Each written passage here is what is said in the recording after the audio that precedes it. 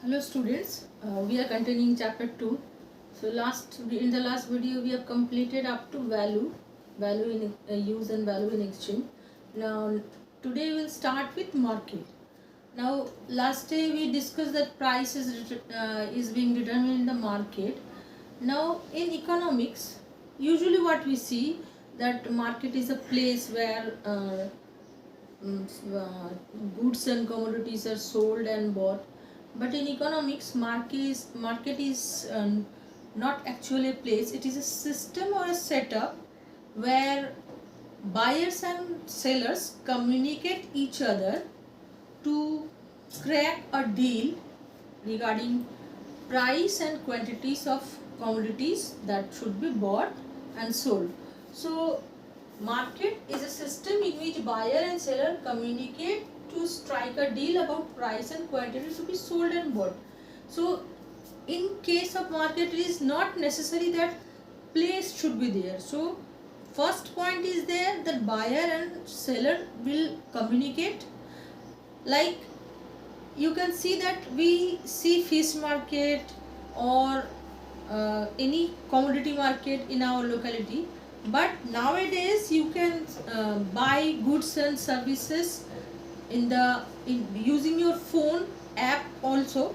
So in the app what you do, that buyers and sellers communicate with each other. There some prices are given and you are ready to buy at that prices, and then just you doing some operations on the phone, you can buy goods and buyers can and sellers can sell. So it is a system nowadays. It is a system or setup where buyers and seller communicate each other, interact each other, and a deal is finalized regarding selling and buying. Now next is types of market. Types of markets, there are two types: goods market and factor market. Now goods market means where commodities and services or goods and services will be sold. Now who are seller there? Seller will be farms, and buyer, who are buyers? Buyers are usually households and other firms. So if somebody some other firm needs some goods and goods which will be used in the production, then in that case buyer will be firm. And if any firm's product that will be used by a household for their consumptions, then in that case buyer will be households and seller will be the firm. Or it may be also that government also can buy or sell. Then next is factor market. Now by factor, last day in last classes we have discussed factor means land, labor, capital, these are factor. So where this labor and land these are being sold or bought, that market is called labor factor market. In that case, who are seller? Seller are household and buyers are the entrepreneur or the firms who are producing goods and services. For example, you can say that if an entrepreneur is there and he is producing any good commodity, then for that he need labor. So he will purchase labor from labor market. That means where the by interaction from entrepreneur and labor, their household will sell their labor service and the entrepreneur will buy that one. Next is exchange. Now by exchange, actually what do you mean? That act of trading surplus goods to obtain other things. Like if it may be surplus also, that I am suppose a labor, after doing my work at home, whatever the extra labor I am having, that I can sell, that is surplus. That means, and if a farmer is producing a good or a farmer is producing suppose wheat, so he will keep that product whatever he is producing for his family need, an extra amount what he will sell in the market, that will be called surplus. Surplus means extra. So if he is selling that extra uh, to get trading, the trading means he can sell by goods also, by money also. So exchange means just he is selling, or he is exchanges his extra commodity or goods whatever he is producing with other things, that may be money, that may be goods also. So that's why when exchange means just exchange, act of trading surplus goods to obtain other things, and under that comes barter system. So as I was telling, that it may be that the extra or surplus goods whatever is there, it is being exchanged by goods and commodity only, then it will be called barter system. As you have read in history also, that in earlier stage where there was no money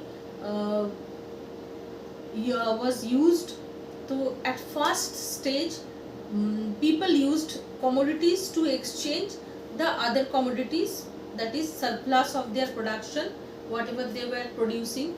Now after that there were some difficulties, for that reason this barter system has been changed to a new type of money evolved, after that metal money, then animals were being used as exchange, then metals, then paper money, like that. Nowadays money is being used to exchange. So what comes then for next? Anything money. What is money then? So money is anything that is generally acceptable as a medium of exchange and as a measure of value and store of value. So nowadays we use money, everybody know that money means that currency note, coins that we use to buy goods. Now it is generally acceptable, means everybody knows that money can be used by, and it is by government, it has been legalized by law, it is we can ready to accept. So it is also called legal tender. Money is also called legal tender, as by law it or government just by law government says that you can use this money.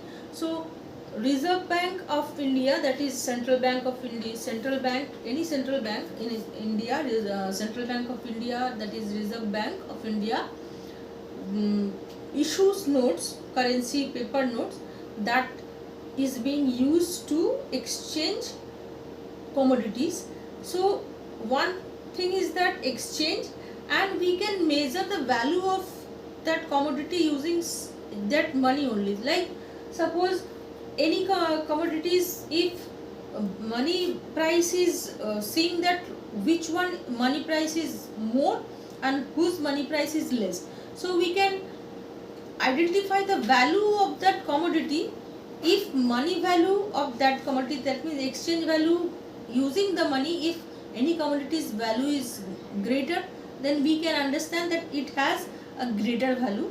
And if money value is being exchanged, that money value which is being exchanged, that is less, so we can identify that this is lesser value. That means if money is being used to measure the value of a commodity, and money is being stored as you can say that money, if we'll keep in the bank, then we can use that money to buy in future. So that's why store of value, that means we can keep money in the bank and for future consumption we can use that money. So that's why money is anything that is generally acceptable as a medium of exchange, that you can use for exchanging, and acts as a measure of value and store of value also. So that is money. Next is coming money. Then what does money consist? As I told that money is currency note, and that is currency means rupee, that is 10 rupee, 5 rupee, 100 rupee, 200 rupee, 500 rupee, that notes. And in the bank if we deposit money, that is called bank deposit or bank money. That is also considered as money, that when we will demand, we can get that money to use.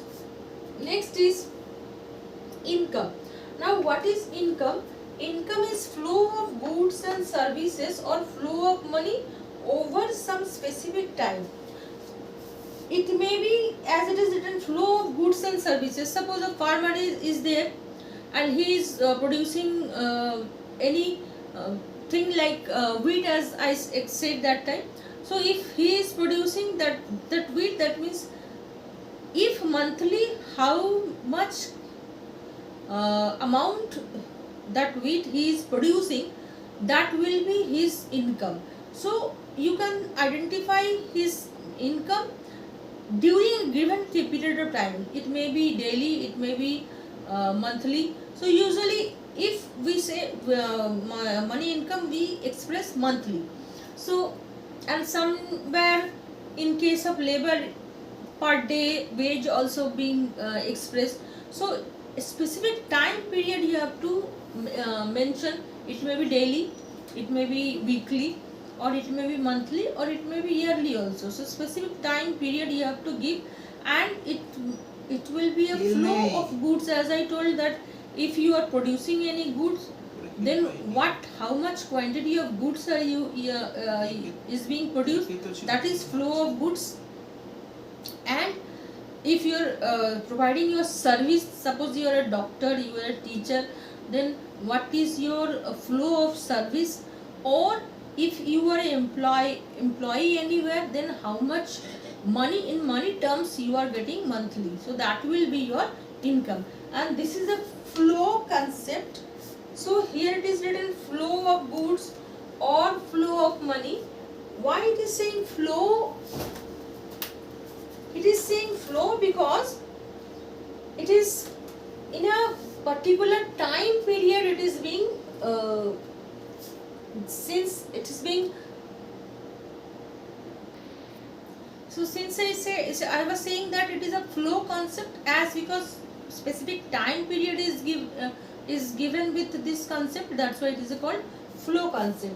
Next is factor income. So factor income means income earned by selling factor services to firm. So if anybody is selling his factor services, it usually households are having these factors. Like if a household is giving rent is his land, if he is having owner of the land, landowner, if a household is giving his labor service, then he will earn, that will be called factor income. Then if a household is having capital in terms of money or any other raw material, that if he is giving that to use, then whatever his income will be there from, that will be called factor income. Next is national income. Now national income means in a country, if we'll see that whatever the final goods and services it is producing, it is being produced within a country, that value. So value of all final and goods and services produced by domestically owned factor of production during a given period. Now here this word domestically owned means what are the citizens of that country. It may be that they will reside outside the country, that factor income will be added.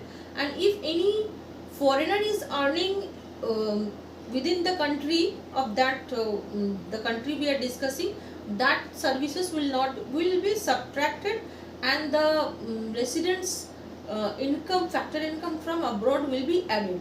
That's why it is said domestically owned factors of production. So if any factors of production which is owned by the foreigner, that will not be added, that will be subtracted. And the resident, if any resident of that country is residing in other country, and whatever he is producing, that will be added. So national income is value of all final good. And here one more word is final. final what is means which is being finally used. Like for example, if I say that a biscuit factory usually uses flour, now that if we will use the flour production and then again we will use the biscuit production, then that the flour which is being used in the biscuit factory, that production will be added 2 times. So the flour which is being used to produce biscuit, that flour will not be added, will not be included. So only the biscuit which is the final consumption, it will be consumed by the consumer. If that biscuit will be used in any other production, then that biscuit will also not be used. So we have to take that goods only which is being used by final consumer. So that is the meaning of final goods. So value of all final goods and services produced by domestically owned factors of production during a given period. Here also a given period, a time period is mentioned. Usually it is 1 year. Now next is another way we can use, that is GDP. GDP means gross domestic product. Full form is GDP is gross domestic product, which is value of all final goods and services produced by all enterprises located within the domestic territory.